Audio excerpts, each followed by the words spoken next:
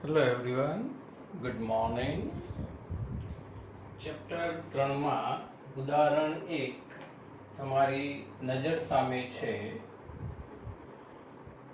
રકમ 1.5 એમ્પિયર પ્રવાહનું વહન કરતા 1 × 10⁻⁷ મીટર સ્ક્વેર જેટલું આડછેદનું ક્ષેત્રફળ ધરાવતા એક તારમાંથી વહન પામતા ઇલેક્ટ્રોન માટે સરેરાશ ડ્રિફ્ટ ઝડપ ગણો.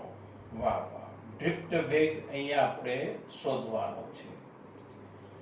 એવું ધારો કે દરેક કોપરનો પરમાણુ લગભગ એક વાહક ઇલેક્ટ્રોન આપે છે. એટલે અહીંયા એક પરમાણુમાંથી એક ઇલેક્ટ્રોન આપણને મળે છે, એટલે આની વેલેન્સી સંયોજકતા 1 ગણાશે. જો કોપરની ઘનતા 9 × 10⁻³ અને તેનો પરમાણુ દળાંક 63.5 AMU છે, તો ઉપરોક્ત મળેલ ડ્રિફ્ટ ઝડપને સામાન્ય તાપમાને કોપરના પરમાણુની ઉષ્મીય ઝડપ, વિદ્યાર્થી મિત્રો, કોપર પરમાણુઓની ઉષ્મીય ઝડપ, આને આપણે ધોરણ 11th ના સંદર્ભમાં કહીશું RMS ઝડપ, રાઈટ? એટલે VRMS ની કિંમત શોધવાની. પછી સુવાહકમાં ડ્રિફ્ટ ગતિ માટે જવાબદાર છે અને તે વિદ્યુત ક્ષેત્રની પ્રસરણની ઝડપ સાથે સરખામણી કરો. જો વિદ્યાર્થી મિત્રો, ક્વેશ્ચનમાં આપણે પહેલા તો બે ઝડપ શોધવાની છે. એક તો ડ્રિફ્ટ ઝડપ, ઇલેક્ટ્રોનનો ડ્રિફ્ટ વેગ, પછી ઉષ્મીય ઝડપ એટલે VRMS ઝડપ શોધવાની. પછી આ બંને ઝડપની કમ્પેરિઝન કરવાની છે, એટલે કે VD/VRMS ના ગુણોત્તરની કિંમત શોધવાની છે. અને પછી આ જે ડ્રિફ્ટ ઝડપ રહી અને વિદ્યુત ક્ષેત્રની ઝડપ, આ થોડીક નવી વસ્તુ છે, વિદ્યુત ક્ષેત્રની ઝડપ સાથે કમ્પેર કરવાની. તો વિદ્યાર્થી મિત્રો, પહેલા તો ક્વેશ્ચન પ્રોપરલી આપણે રીડ થઈ જાય, વંચાઈ જાય, એટલે બધી જ ઇન્ફોર્મેશન પ્રોપરલી લખીશું કે પ્રવાહ 1.5 એમ્પિયર, આડછેદનું ક્ષેત્રફળ 1 × 10⁻⁷ મીટર સ્ક્વેર, ડ્રિફ્ટ વેગ શોધવાનો, કોપરની ઘનતા 9 × 10⁻³ kg/m³. હવે જો ઘનતા રો વડે દર્શાવાય, આપણે પેમ્પલેટ્સમાં રો લખ્યું છે, પણ આ ચેપ્ટરમાં રો એટલે અવરોધકતા પણ થાય, રાઈટ? એટલે અહીંયા આપણે ડેન્સિટી D લખીશું. પછી અણુભાર 63.5, પછી એક પરમાણુ એક ઇલેક્ટ્રોન આપે એટલે વેલેન્સી સંયોજકતા 1, પછી ઉષ્મીય ઝડપ VRMS ઝડપ શોધવાની. આ કમ્પેરિઝન છે. હવે જો વિદ્યાર્થી મિત્રો, પહેલા તો ડ્રિફ્ટ ઝડપ VD ના શક્ય સૂત્ર તમારે યાદ કરવાના. હવે આપણી પાસે જે ઇન્ફોર્મેશન રહી પ્રવાહ I અને E, તો I અને E બંને પદ આવતા હોય એવું ડ્રિફ્ટ વેગ વાળું સૂત્ર યાદ ખરું? બહુ એકદમ ઈઝી સૂત્ર છે. તો પહેલા જ તમે 4 થી 5 લાઈન છોડી એ પ્રવાહનું સૂત્ર લખી દો, ડ્રિફ્ટ વાળું. I = અવની, યાદ રહેશે, રાઈટ?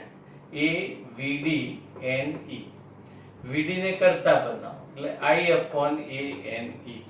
કિંમત મૂકવા જતા હતા પણ એકદમ ખ્યાલ આવ્યો કે સાહેબ સ્મોલ m સંખ્યા ઘનતા, ઇલેક્ટ્રોનની સંખ્યા ઘનતા આપણે જાણતા નથી. તો આ ઇલેક્ટ્રોનની સંખ્યા ઘનતા શોધવા માટેનું સૂત્ર છે.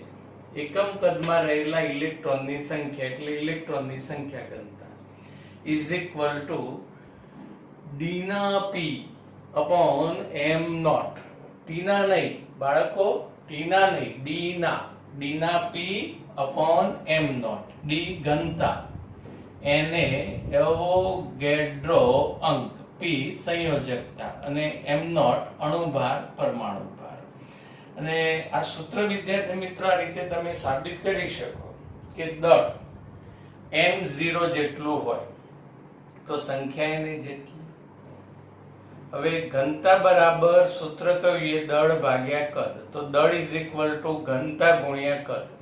એટલે એમાં એકમ કદ હોય તો સંખ્યા કેટલી, એટલે તમને સૂત્ર મળશે d ના upon m નોટ.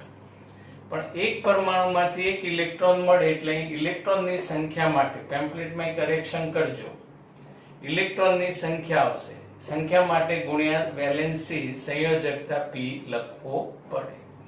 હવે આ સમીકરણમાં d ઘનતા 9 ગુણ્યા 10 ની 3 એને 6.023 into 10⁻23, સંયોજકતા 1 અને m0 63.5 એને kg માં કન્વર્ટ કરીએ 10⁻3.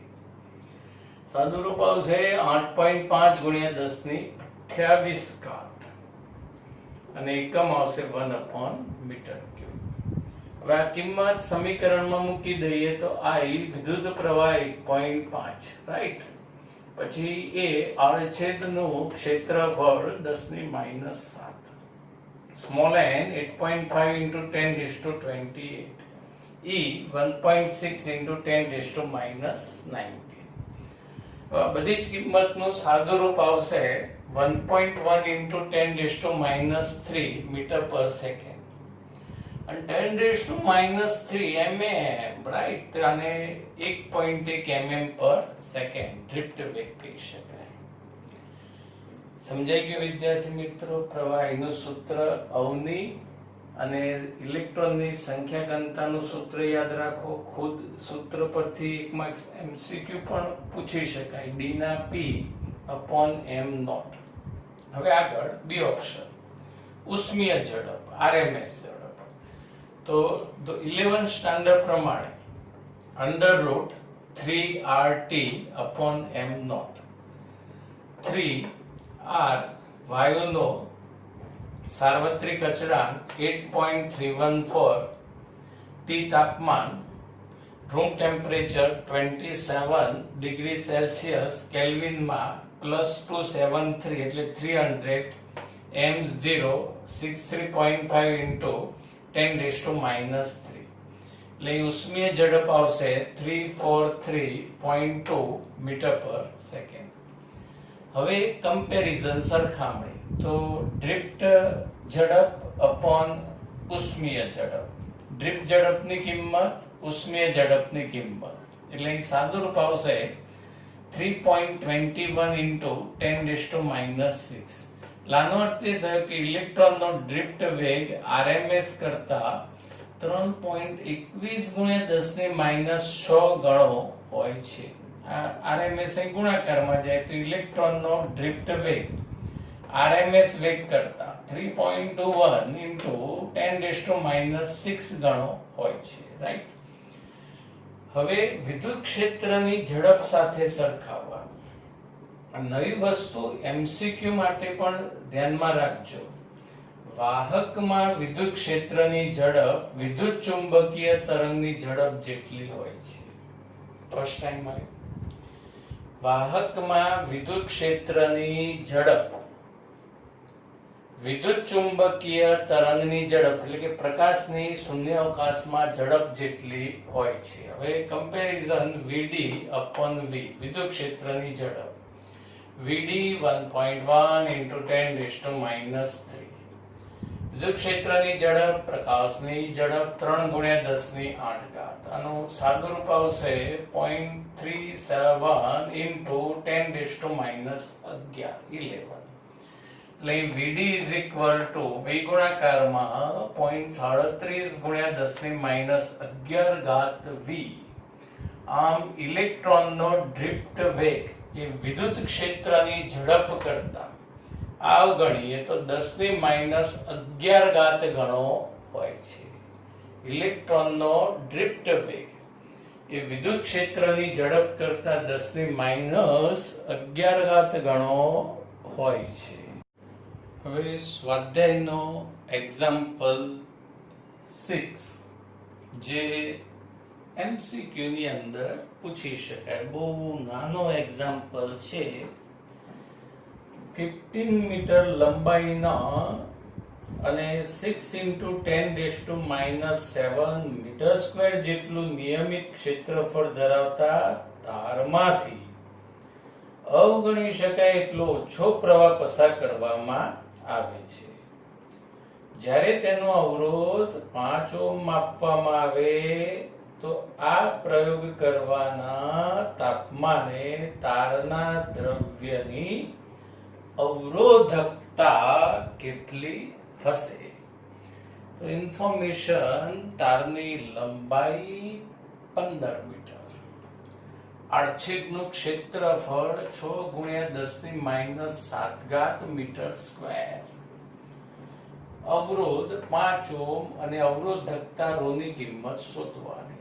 તો વિદ્યાર્થી મિત્રો, વાહકના પરિમાણ આપ્યા છે, અવરોધ આપ્યો છે, તો અવરોધનું પરિમાણ વાળું સૂત્ર R = ρl/a. કયું સૂત્ર? ρl/a. ρ ને કરતા બનાવો એટલે R × a/l. R ની કિંમત 5, a ની કિંમત 6 × 10⁻⁷, લંબાઈ 15 એટલે આનું સાદુરૂપ આવશે 2 × 10⁻⁷ અને એકમ અવરોધકતાનો ઓહ્મ × મીટર. હવે અવની સૂત્ર પર આધારિત આવી રહ્યો છે એક્ઝામ્પલ સ્વાધ્યાયનો 13. કોપર સુવાહકમાં ઇલેક્ટ્રોનની અંદાજિત સંખ્યા ઘનતા 8.5 × 10⁻28 મીટર ઇન્વર્સ 3 છે. આવા ઇલેક્ટ્રોનને 3 મીટર લાંબા તારના એક છેડાથી બીજા છેડા સુધી ડ્રિફ્ટ થતા કેટલો સમય લાગશે? વિદ્યાર્થી મિત્રો, 3 મીટર લાંબા તાંબાના તારમાં ઇલેક્ટ્રોનને એક એન્ડ પોઈન્ટ થી બીજા એન્ડ પોઈન્ટ સુધી જતા કેટલો સમય લાગશે? t = કિંમત આપણે શોધવાની. તારના આડછેદનું ક્ષેત્રફળ 2 × 10⁻⁶ મીટર સ્ક્વેર અને તેમાંથી 3 એમ્પિયર વિદ્યુત પ્રવાહ પસાર થાય છે. તો પહેલા ક્વેશ્ચન માંથી આપણે આ રીતે બધી જ ઇન્ફોર્મેશન લખી કાઢી. પ્રવાહ I, સંખ્યા ઘનતા n. તો આ બધા પરથી આપણને સૂત્ર યાદ આવી ગયું. I = AVDNE.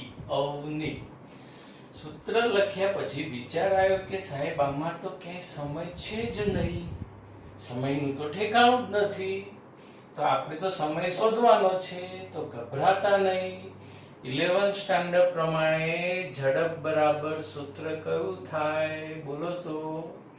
અંતર ભાગ્યા સમય. તો VD ની જગ્યાએ L/T લખી શકાય. હવે શાંતિ થઈ ગઈ, સમય આવી ગયો. ઓકે, t ને કરતા બનાવી દો, I નીચે. હવે બધા જ પદોની કિંમત આપી છે. a 2 × 10⁻⁶, l 3, small n 8.5 × 10⁻28, e 1.6 × 10⁻⁻19 અને પ્રવાહ 3. એટલે બધી જ કિંમતનું સાદુરૂપ આવશે 27.2 × 10⁻³ સેકન્ડ. સ્વાધ્યાયનો એક્ઝામ્પલ 14. નામ મોટા, દર્શન ખોટા. રકમ થોડીક મોટી, નવી રકમ છે, થોડું અઘરું રકમ દેખાશે પણ રીત એની કઈ એવી જોરદાર નથી. ચાલો સમજીએ રકમ. પૃથ્વીની સપાટી પર ઋણ વિદ્યુતભારની પૃષ્ઠ ઘનતા 10⁻⁹ કુલમ્બ પર મીટર સ્ક્વેર છે. વાતાવરણના ટોચના ભાગ અને સપાટી વચ્ચે 400 કિલોવોલ્ટ સ્થિતિમાનના તફાવતને પરિણામે આખી પૃથ્વી પર 1800 એમ્પિયર જેટલો પ્રવાહ રચાય છે. ઓહો, બહુ પ્રવાહ કહેવાય. ગભરાતા નહીં, આવું શક્ય નથી. ખાલી આ તો કોઈક લેખકના મગજની કલ્પના છે. હવે જો વાતાવરણમાં વિદ્યુત ક્ષેત્ર જાળવી શકે તેવી કોઈ કાર્ય પ્રણાલી ના હોય તો પૃથ્વીની સપાટીને તટસ્થ કરવા માટે અંદાજિત કેટલો સમય લાગશે. એટલે કે આ જે પ્રવાહ રહ્યો એ બધો જમીનમાં ચાલ્યો જાય અને પૃથ્વી ન્યુટ્રલ તટસ્થ થઈ જાય એ માટે લાગતો સમય આપણે શોધવાનો છે. અને જો નોંધ આપી છે કે વાસ્તવમાં આવું કદાપી થશે નહીં, કારણ કે પૃથ્વીના જુદા જુદા ભાગમાં સતત થતી વીજળી અને ગાજવીજ સાથેના વાવાઝોડાના કારણે સતત વિદ્યુતભારો ઠલવાતા રહે છે, પણ આપણને બહુ ખાસ કરંટ લાગતો નથી. પૃથ્વીની ત્રિજ્યા 6.37 × 10⁶ મીટર ગણો. પહેલા તો વિદ્યાર્થી મિત્રો આપણે બધી જે ઇન્ફોર્મેશન આપી છે એને પ્રોપરલી લખી કાઢી. હવે સમય આપણે શોધવાનો છે અને વિદ્યુત પ્રવાહ I ની કિંમત આપી છે. એટલે આપણે ચેપ્ટરની શરૂઆતનું બેઝિક ચેપ્ટર સૂત્ર ધ્યાનમાં લઈએ તો I = Q/T, રાઈટ. Q એટલે વિદ્યુતભાર. હવે પૃષ્ઠ ઘનતા આપી છે, પૃથ્વીની સપાટી પરના ઋણ વિદ્યુતભારની પૃષ્ઠ ઘનતા. તો વિદ્યુતભાર = પૃષ્ઠ ઘનતા ગુણ્યા ક્ષેત્રફળ. ખ્યાલ છે ને, લેમ્બડા હોય તો લંબાઈ, સિગ્મા હોય તો ક્ષેત્રફળ. એની જગ્યાએ પૃથ્વીની વક્ર સપાટીનું ક્ષેત્રફળ 4πre². હવે t ને કરતા બનાવી દો એટલે I ની છે અને હવે દરેક પદની કિંમત મૂકી દો. સિગ્મા 10⁻⁹ 4m9, પાઈ ની કિંમત 3.14, re² 6.37 × 10⁸ અને પ્રવાહ 1800. તો આનું સાદુરૂપ આવશે 283.14 સેકન્ડ. 283.14 સેકન્ડ. MP એક્ઝામ્પલ સ્વાધ્યાયનો 16 નંબરનો એક્ઝામ્પલ. એક એલ્યુમિનિયમ અને બીજા કોપરના સમાન લંબાઈના બંને તારનો અવરોધ સમાન છે. વિદ્યાર્થી મિત્રો, બે તારની લંબાઈ સરખી, બે તારના અવરોધ સરખા. બેમાંથી કયો તાર હલકો હશે? અને તે પરથી સમજાવો કે શા માટે ઓવરહેડ પાવર કેબલ માટે એલ્યુમિનિયમનો તાર પસંદ કરવામાં આવે છે. Rho aluminium 2.63 × 10⁻8 ohm × metre. Rho copper એટલે કે અવરોધકતા 1.72 × 10⁻8 ઓહ્મ × મીટર. એલ્યુમિનિયમની સાપેક્ષ ઘનતા 2.7 અને કોપરની સાપેક્ષ ઘનતા 8.9 છે.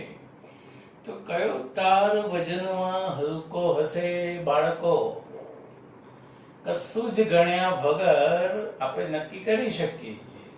એલ્યુમિનિયમ વજનમાં કોપર કરતા હલકું હોય, એટલે જ બધા વિમાનો શેમાંથી બનાવાય છે?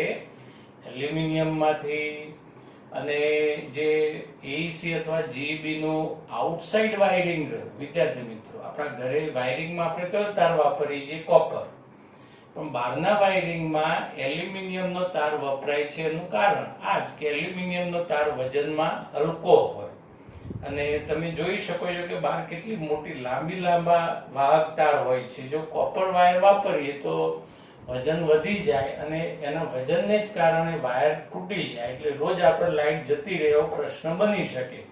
એટલે આપણે એલ્યુમિનિયમનો તાર વજનમાં હલકો હોવાથી ઓવરહેડ કેબલ માટે એલ્યુમિનિયમનો તાર પસંદ કરવામાં આવે છે. આમ તો આ એક્ઝામ્પલ પૂરો થઈ ગયો કહેવાય, પણ જો આપણે આવું લખીએ તો આપણને માર્ક્સ પણ આવા ડાયરેક્ટ જ મળે. એટલે આપણે વ્યવસ્થિત રીત સાથે આ એક્ઝામ્પલ લખવો પડે. પહેલા તો આપણે એલ્યુમિનિયમનો તાર જેના માટે પૂર્વક ગણીશું 1, રાઈટ. તો પછી કોપર માટે શું ગણાશે? 2, રાઈટ. પછી ક્વેશ્ચનમાં શું કહીએ? બે તારની લંબાઈ સરખી, બે તારના અવરોધ સરખા. આ એલ્યુમિનિયમની અવરોધકતા, કોપરની અવરોધકતા, અને પાછી રકમમાં ઘનતા નથી આપી, સાપેક્ષ ઘનતા આપી. એટલે આ સાપેક્ષ ઘનતાનું સૂત્ર છે આપણે ધોરણ 11 ચેપ્ટર 10 નું, કે પદાર્થની ઘનતા અને °C તાપમાને રહેલા પાણીની ઘનતા. એટલે એલ્યુમિનિયમની સાપેક્ષ ઘનતા આપીએ 2.7.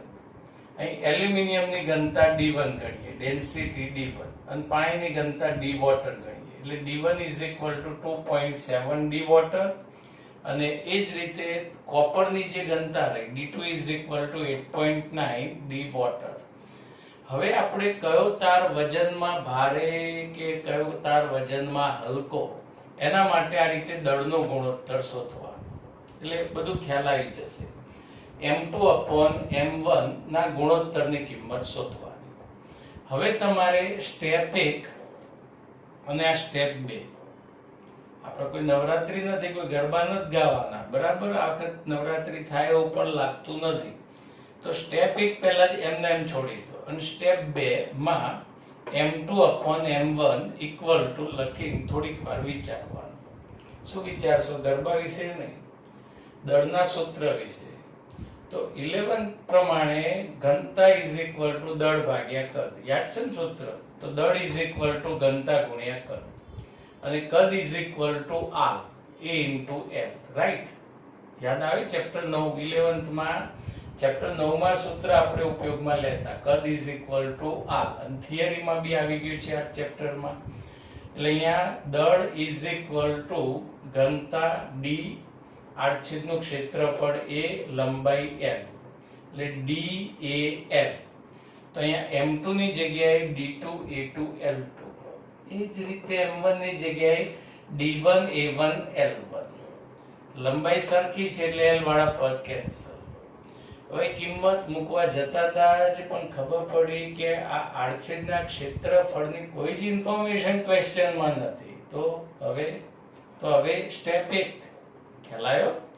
એટલે સ્ટેપ 1 માં બે તારના અવરોધ સરખાવીએ, r1 = r2. અવરોધનું પરિમાણ વાળું સૂત્ર ρl by a, એટલે ρ1 રોતા નહીં, ρ1 l1 by a1, અહીં ρ2 l2 by a2, l1 l2 cancel. અને આના પ્રમાણે પદ એરેન્જ કરીએ તો a2 by a1 is equal to ρ2 by ρ1. Right? હવે આ કિંમત a2 by a1 ની જગ્યાએ મૂકી દઈએ ρ2 by ρ1. આ બધા જ પદોની કિંમત મૂકીએ. d2 ક્યાં ગયા? 8.9 d water. ρ2 1.72 into 10⁻⁸. d1 2.7 d water અને ρ1 2.63 into 10⁻⁸. આ બધી જ કિંમતનું સાદુરૂપ આવશે 2.50. ગુણોત્તર 1 કરતા વધારે. રાઈટ? એટલે અંશના પદનું દળ વધારે, m2 એટલે કોપર વાયરનું દળ વધારે, એટલે એનો અર્થ થયો એલ્યુમિનિયમ વાયરનું દળ ઓછું, એટલે એલ્યુમિનિયમનો તાર વજનમાં હલકો હશે. આથી તે ઓવરહેડ લાઇનમાં કેબલ તરીકે ઉપયોગમાં લેવાય છે. સમજાઈ ગયો? હવે સ્વાધ્યાયના એક્ઝામ્પલ 17. આપણે કશું જ અહીં લખવાનું રહેતું નથી. તમે પેમ્પલેટ્સમાં એક્ઝામ્પલ 17 ની રકમ અને રીત જો, રીત તો બહુ આપી નથી પણ ટેબલ જો, એક કોષ્ટક આપી છે. એમાં પ્રવાહ અને વોલ્ટેજ એના ઓબ્ઝર્વેશન આપ્યા છે. તો આ દરેક ઓબ્ઝર્વેશન માટે તમારે v અને I નો ગુણોત્તર શોધવાનો. એટલે કે v વોલ્ટેજ પહેલો જ ઓબ્ઝર્વેશન લે તો 3.97, નીચે પ્રવાહ આવશે 0.2. હવે આનો જે ગુણોત્તર રહ્યો 19.7 ઓહ્મ મળશે. દરેક માટે તમે v અને I નો ગુણોત્તર લેશો તો દરેકનો અવરોધ 19.7 ઓહ્મ મળશે. તો આનો અર્થ એ થયો કે એક તો અહીંયા ઓહ્મનો નિયમ જળવાય છે. રાઈટ?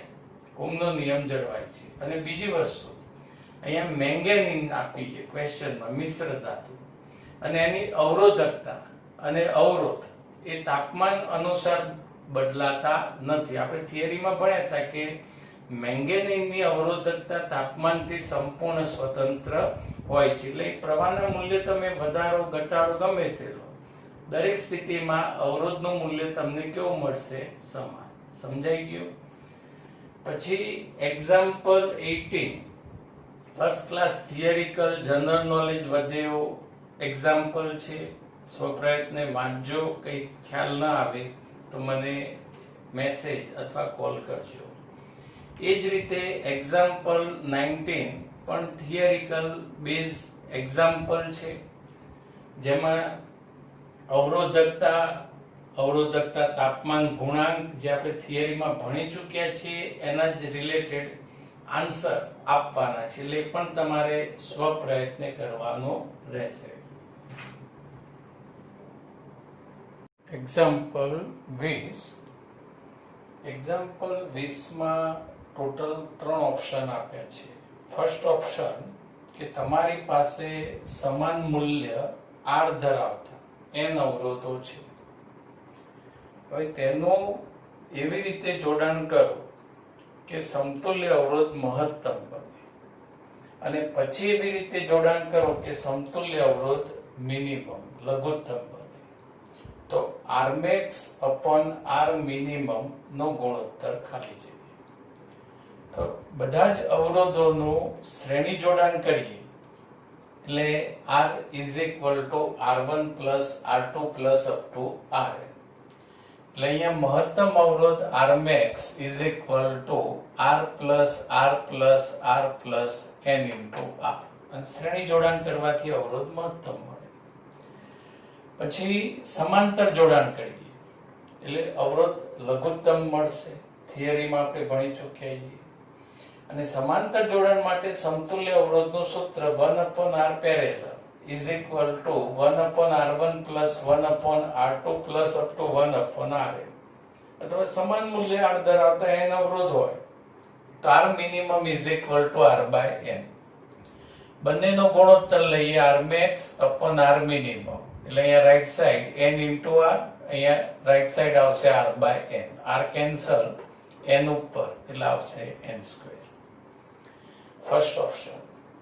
હવે સેકન્ડ ઓપ્શન ની અંદર આપણને 3 અવરોધ આપ્યા છે, 1 ઓહમ, 2 ઓહમ અને 3 ઓહમ. હવે આમના શક્ય જુદા જુદા જોડાણ કરી સમતુલ્ય અવરોધ 11/3 ઓહમ વ્યાખ્યાયિત કરવા.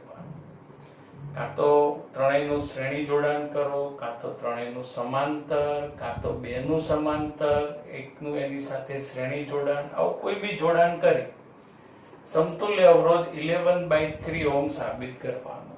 તો જો વિદ્યાર્થી મિત્રો, આમ તો આના માટે ટ્રાય એન્ડ એરર મેથડ આવે. અલગ અલગ જોડાણ કરવાના, પછી એ જવાબ શક્ય ના હોય તો ફરી પાછું જોડાણ બદલી કાઢવાનું. પણ અહીંયા જો આપણે સમજીએ આ 1 ઓહમ અને 2 ઓહમ, રાઈટ? હવે એ બંને અવરોધોનું આપણે જો સમાંતર જોડાણ કરીએ તો ઉપર ગુણાકાર નીચે સરવાળો થાય.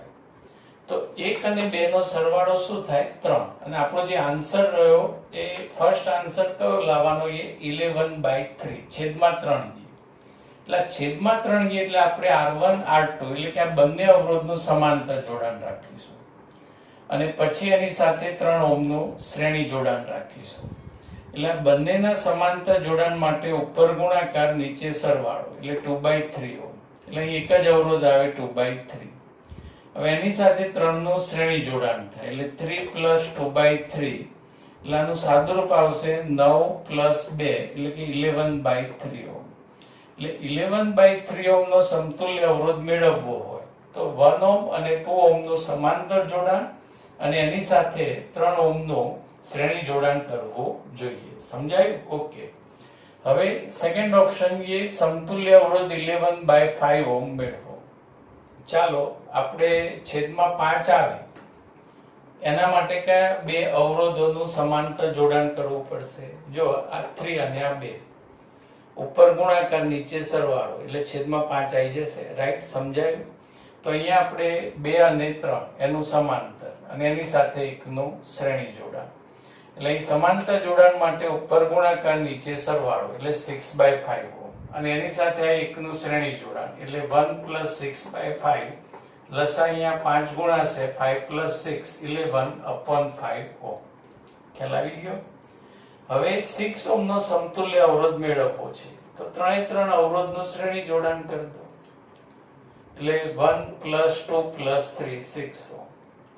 પછી સમતુલ્ય અવરોધ 6/11 ઓહમ મેળવવો તો 3 અવરોધનું આપણે સમાંતર જોડાણ કરીએ એટલે 1/R1 plus 1/R2 plus 1/R3.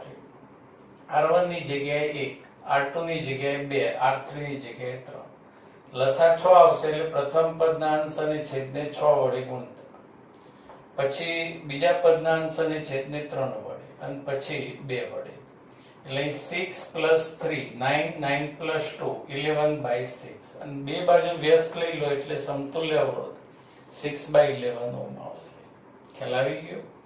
C ઓપ્શનમાં આ રીતે નેટવર્ક પરિપથ આપણને ક્વેશ્ચનમાં આપ્યો છે. તો એ અને બી બિંદુ વચ્ચે સમતુલ્ય અવરોધ શોધો. તો જો વિદ્યાર્થી મિત્રો એથી મુસાફરી શરૂ કરીએ. અહીંયા પ્રવાહ વહેંચાશે અને અહીંયા એક જ માર્ગે પ્રવાહ જશે, રાઈટ? તો આ એક અને એક એના જોડાણનો પ્રકાર કયો થશે? શ્રેણી જોડાણ, એટલે 2. અને નીચે પણ 2 અને 2 એના જોડાણનો પ્રકાર શ્રેણી, એટલે 4.